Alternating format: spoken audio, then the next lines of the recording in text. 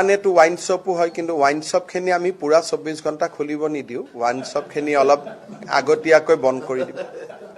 Wine শ্বপখিনি 2টামান বজালৈকে, এতিয়া 12টালৈকে চলে, তেওঁলোকক পুৰা গোটেই ৰাতি নিদিওঁ, তেওঁলোকক অলপ কমাই দিম। চক নহ'লে এমপ্লয়মেণ্ট নহ'ব, সেইকাৰণে। কিন্তু ওয়াইন শ্বপখিনি গোটেই ৰাতি দিলে অলপ বেয়া হ'ব, সেইকাৰণে সেইটো এতিয়া ওয়াইন শ্বপখিনি 12টাত হয়, গুৱাহাটীত 2টালৈকে কৰি দিম, বাকী জেগাত 12টাই থাকিব।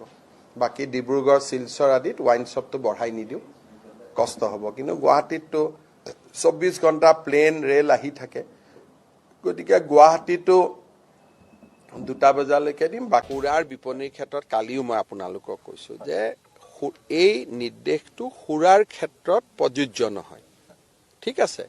কিন্তু গুৱাহাটীত ৰেষ্ট্ৰ' বাৰখিনি এটা ডিমাণ্ড কৰি আছে যে আমাৰ 12টা বজাত দোকানখন আমি বন্ধ কৰিব লাগে, কিন্তু 12:30 বাজিলে আহি আমাৰ ওপৰত অত্যাচাৰ, পুলিচ বা এক্সাইজে অত্যাচাৰ আৰম্ভ কৰে। গতিকে আমাক 2টা বজালৈকে চলাব দিয়ক। কালিও মই কৈছোঁ যে এইটো ক্ষেত্ৰত আমি সিদ্ধান্ত লোৱা নাই, আমি বিবেচনা কৰিম। কিন্তু ইয়াৰ আৰু তাৰ 2টা ইছ্যু বেলেগ বেলেগ।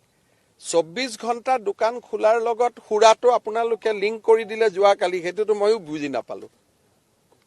2টা সম্পূৰ্ণ বেলেগ বেলেগ ইছ্যু। মই কৈছোঁ যে গুৱাহাটীত কিছু এটা দাবী আছে যে 12টাৰ পৰা 2টা কৰি দিব পাৰি নেকি, তাকো যিখিনিয়ে ভাত তাত খাই মানে ৰেষ্টুৰেণ্টটো 12 এনেকুৱা কৰিব নাপায়। দুখীয়া মানুহৰ কাৰণে আমি কিবা এটা ভাল কাম কৰিছোঁ, আপোনালোকেও এনেকুৱা প্ৰশ্ন সুধিব নাপায়। এই যে মানসিকতাটো, মইতো কৈছোঁ যে অসমৰ পৰিৱৰ্তন হ'লে মানসিকতাৰ পৰিৱৰ্তন হ'ব লাগিব।